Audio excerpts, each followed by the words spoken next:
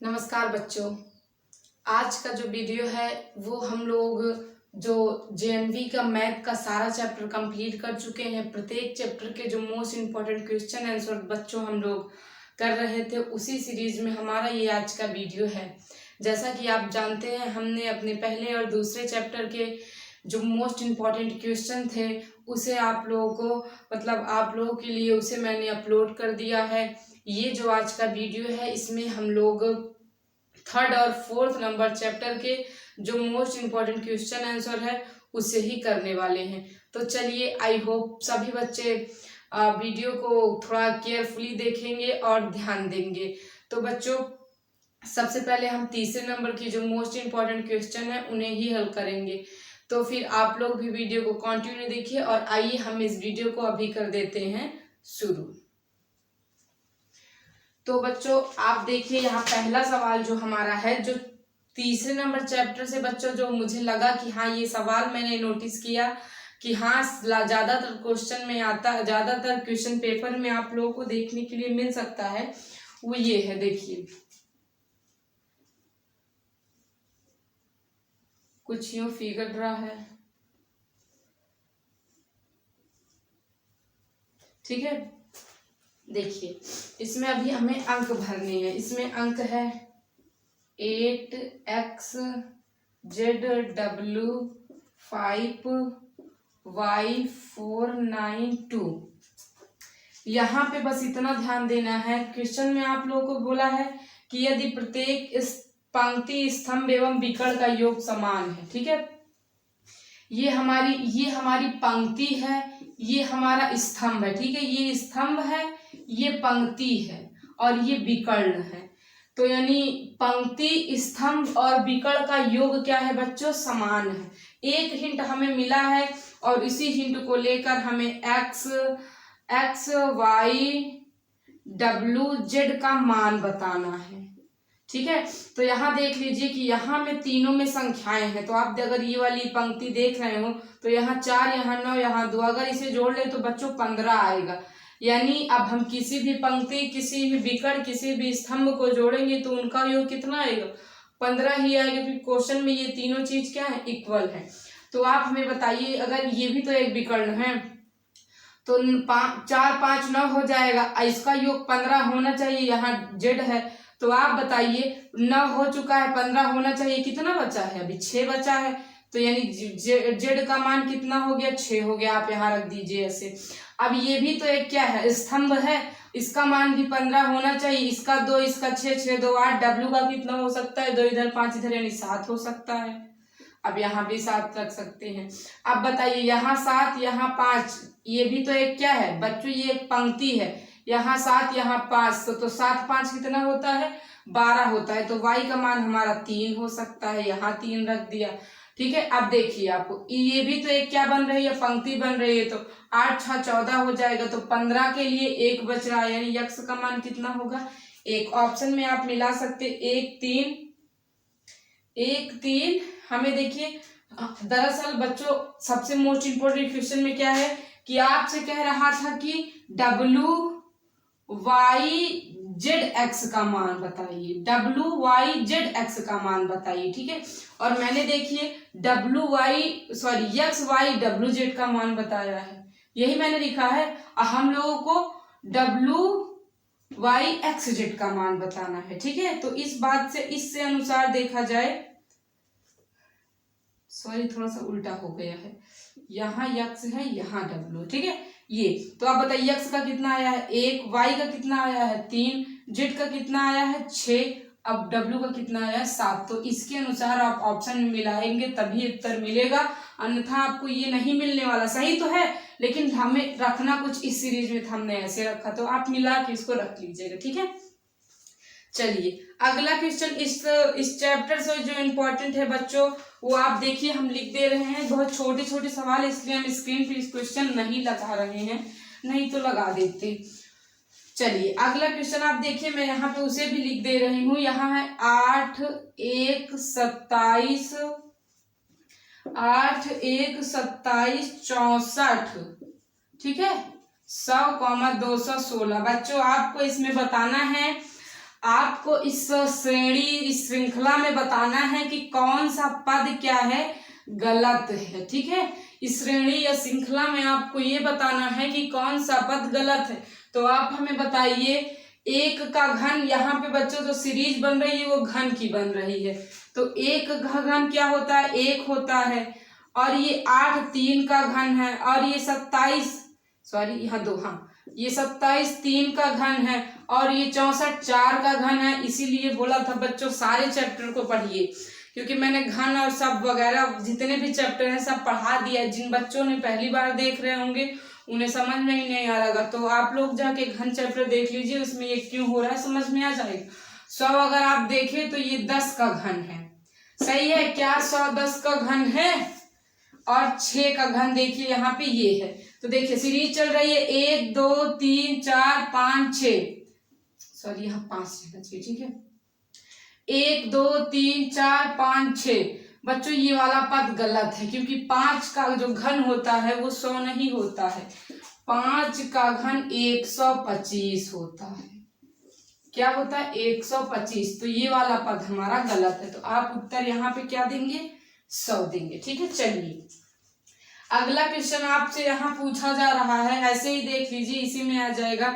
यदि 5 गुणते 5 इक्वल 25 होता है और 15 गुणते 15 इक्वल 225 होता है, और 35 गुणते 35 इक्वल बच्चों, सॉरी अभी 25 आएगा ना, 25 गुणते 25 गुणते यदि 625 होता है, और 35 गुणते 35 इक्वल यदि बच्चों 1225 होता है, यानी 1225। तो आप हमें बताइए 45 गुणते 45 कितना आएगा और कितना नहीं आएगा। अब पर भी इसका मान बच्चों सॉरी दिया है, क्या दिया है, 20 25 दिया है, आपसे आगे, यानी यहाँ क्वेश्चन मार्क लगाया है।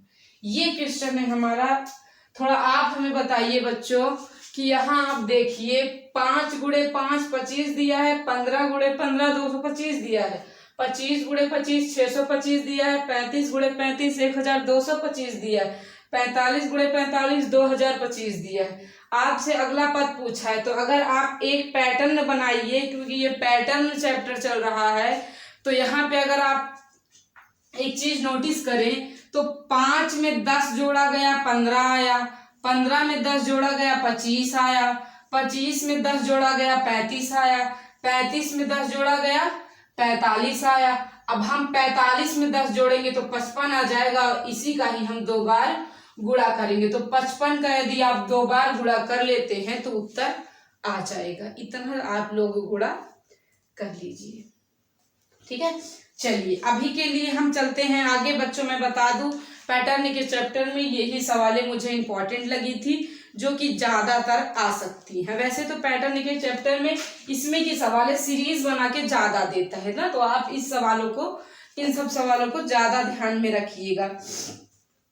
चलिए फिलहाल अभी तो आगे चलते हैं। जैसे एक सवाल हम आप लोग को बता दे रहे हैं सीरीज वाली, और क्योंकि पैटर्न एक बहुत छोटा चैप्टर है, तो इसमें से सवालें कितनी ली जाए बच्चों, कुल मिला के इसमें आप देख सकते हैं 8 सवालें हैं ही पहले अनुभाग में, 3 तो मैंने आपको बता दी है, चौथी आप इधर और देख लीजिए।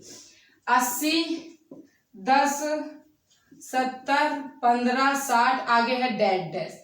मतलब दोस्तों क्वेश्चन पूछा जा रहा है अगला पद बताइए, यहाँ क्वेश्चन मार्क है, हमसे पूछ रहा है यहाँ संख्या बताना है। तो आप पैटर्न में क्या बना सकते हैं कि यहाँ 10 कम हुआ, फिर यहाँ 10 कम हुआ, फिर यहाँ 10 कम हो जाएगा, यहाँ 5 बढ़ा, अब फिर यहाँ भी तो 5 बढ़ना चाहिए, यानी यहाँ संख्या 20 आ जाएगी।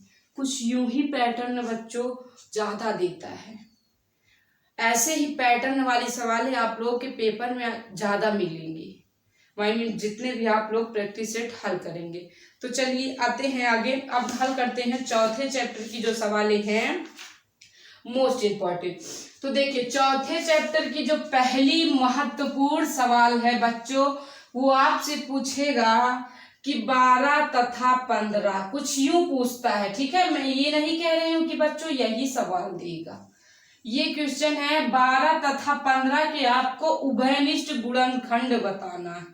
क्या बताना है बच्चों, उभयनिष्ठ गुणनखंड बताना है।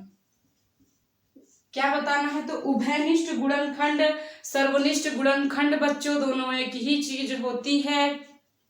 अगर आप समझिए उभयनिष्ठ मतलब कॉमन होता है, मतलब बच्चों 12 और 15 के ऐसे गुणनखंड आप हमें बताइए जो कॉमन है 12 में भी 15 में भी।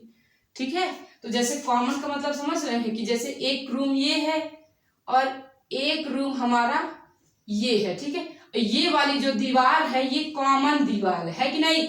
ये दीवार इस रूम के लिए भी है, इस रूम के लिए भी है। ऐसे ही आपको बताने हैं ऐसे कौन कौन से गुणनखंड है जो इसके लिए भी होगा, इसके लिए भी। चलिए बच्चों, गुणनखंड जब करते हैं तो हम ये देखते हैं कि दी हुई संख्या किन किन संख्याओं से कट सकती है। ठीक है, तो ये 1 से कटेगी, 2 से कटेगी, 3 से कटेगी, 4 से कटेगी, 6 से कटेगी और खुद 12 से कटेगी। 15 वाला ये देखिए 1 से कटेगी, 3 से कटेगी, 5 से कटेगी, क्या और किसी से ये कटेगी? उसके बाद 10 खुद से कटेगी। तो आप देख सकते हैं यहाँ पे जो उभयनिष्ठ गुणनखंड निकल के आ रहा है वो दो संख्या 1 और 3। 1 और 3 बच्चों यहाँ पे इसका उभयनिष्ठ या कहिए तो सर्वनिष्ठ गुणनखंड है। ठीक है, चलिए आगे चलते हैं। अगला क्वेश्चन आप यहीं पे देख लीजिए। 37,800 का बच्चों आपको गुणनखंड करना है। गुणनखंड करना है मतलब 37,800 एक संख्या है, इसी का आपको गुणनखंड कर। तो बच्चों देखिए हम इसका यहाँ गुणनखंड करने वाले हैं। ठीक है, तो आप देख सकते हैं संख्या कुछ हमारी यूं है, इसे हम लोग लिखते हैं। तो देखिए पहली बात तो इतना बड़ा गुणनखंड आप लोग कर सकते हैं जैसे लासा निकाला जाता है, बिकॉज एकदम वैसे ही करना है। तो आप हमारे ये ऑप्शन दिखाते हैं। ऑप्शन में आपके दे रहा है कि देखिए 4 ऑप्शन आपके हैं, या तो आप ऐसे भी कर लीजिए, चारों का गुणा कर लीजिए, जिसमें इतनी संख्या आ जाए वही राइट उत्तर राइट हो जाएगा। या फिर आप इसको क्या कर ले, गुणनखंड कर ले, आप मिला ले सभी ऑप्शन में से, बात एक ही पड़ जाएगी। ठीक है, चाहे भाग कर लीजिए चाहे गुणा कर लीजिए, जो आसानी हो आप वो कर लीजिए। तो बच्चों यहाँ पे जो राइट आंसर है वो हमारा सेकेंड नंबर है। मतलब पहले 2 से डिवाइड होगा, फिर 2 से कटेगा, फिर 2 से, फिर 3 से, फिर 3 से, फिर 3 से कटेगा। ठीक है, और फिर 2 बारी 5 से कटेगा और 1 बार 7 से कटेगा। यही इसका क्या है, गुणनखंड बनेगा। ठीक है, थोड़ा ध्यान रखिएगा। चलिए आई होप बच्चों आप लोग को समझ आ रहा है। मैंने ये सारी सवालें एक बार कराई हुई हैं, तो उतनी भी ज्यादा डीपली हमके बताने की कोई जरूरत नहीं होगी। आप लोग भी समझदार हैं, कोई LKG UKG में पढ़ने वाले बच्चे नहीं हैं। चलिए आगे देखते हैं। अगली सवाल हमारा है 4 की पावर 11 गुणे 7 की पावर 5 गुणे 3 की पावर 11। यहाँ पे हमें बताना है बच्चों, इस क्वेश्चन में हमें अभाज्य गुणनखंड बताना है। कुल कितने अभाज्य गुणनखंड हैं ये बात हमें यहाँ पे बतानी है, कुल कितने हैं। ठीक है, तो सबसे पहले जो हर है मतलब जो आधार है, सॉरी जो आधार है उस आधार को अभाज्य बनाएंगे। आप हमें बताइए क्या 4 एक अभाज्य संख्या है? नहीं ना, तो पहले 4 को अभाज्य करते, तो ये कर देंगे। अब ये 4 क्या हो गया, देखिए 2 दूना 4, फिर वही आ जाएगा। तो अब देख सकते हैं 2 भी अभाज्य है, ये 2 भी अभाज्य है, तो अब ये एक ये अभाज्य संख्या हो गई। उसके बाद जस्ट ऐसे लिख सकते हैं, आधार को मारिए गोली और घात को लेके अब लीजिए जोड़। आएगा बच्चों 30, वैसे 11 22 3, हाँ 30 आएगा, यही राइट आंसर हो जाएगा।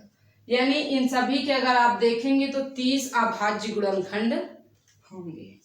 ठीक है, चलिए आगे देखते हैं। अगला क्वेश्चन हमारा है बच्चों कि 30 के गुणनखंड बताइए। 30 के गुणनखंडों की संख्या पूछ रहा है, 30 का गुणनखंड बताना है।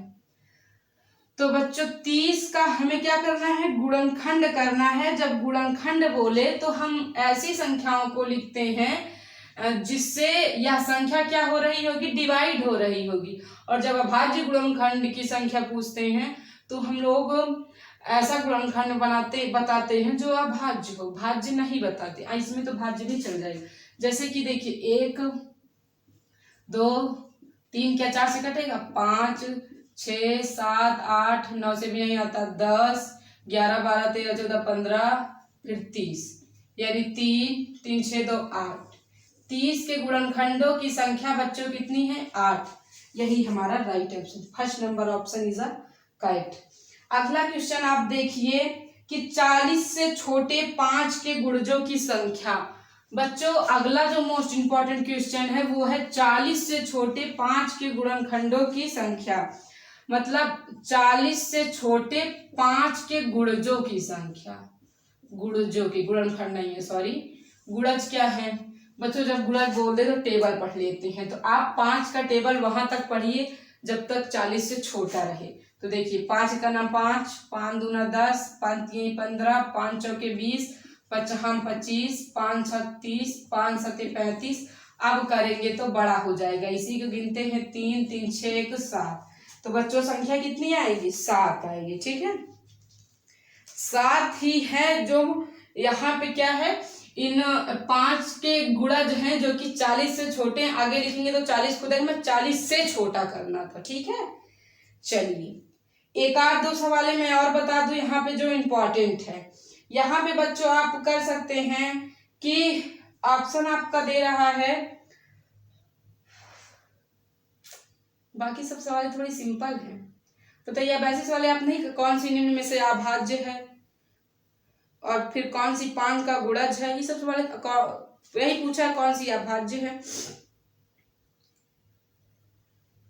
यहाँ पे आप देख लीजिए, ये सवाल थोड़ी इंपॉर्टेंट लग रही है हमें। क्वेश्चन मैं पढ़ दे रही हूँ बच्चों, सुन लीजिए आप लोग थोड़ा ध्यान से कि निम्नलिखित में से कौन सी 1 से 17 के बीच की सभी अभाज्य संख्याओं से विभक्त होती है। मतलब दोस्तों दी गई ऑप्शन में से ऐसी कौन सी संख्या है जो 1 से लेके 17 के बीच सभी अभाज्य संख्याओं से क्या हो जाती है? विभक्त हो जाती है। ऑप्शन से ही आपको बताना है कि ऐसी कौन सी संख्या है। तो बच्चों यहाँ पे बस आप लोग को ध्यान ये रखना है कि इसके बीच कितनी अभाज्य संख्या है। 1 से लेके 17 के बीच कितनी अभाज्य संख्या है, आप देखिए इसके 2 अभाज्य ही बोला है, हाँ 3 5 7 8 9 11 12 13 14 15 16 17, बस ये 1 से लेके 17 के बीच में यही 6 अभाज्य संख्याएं हैं। तो अगर 6, अब यही इसी 6 से आप चारों ऑप्शन में दे के भाग दे के देख लीजिए, जो ऑप्शन आएगा वही राइट हो जाएगा। 6 से विभागता का नियम अगर याद हो दूसरे चैप्टर में बताया था। तो जो संख्या 2 से भी कटे 3 से भी कटे वह संख्या 6 से पूर्णतः विभक्त हो जाती है। तो आप देख लीजिए चारों ऑप्शन में से, ऑप्शन में आप लोग के लिए लिख दे रही हूँ, आप लोग इसे हल करके बताइए, कमेंट में उत्तर आप दीजिएगा। बच्चों आप लोग उत्तर जरूर बताया करें हमें।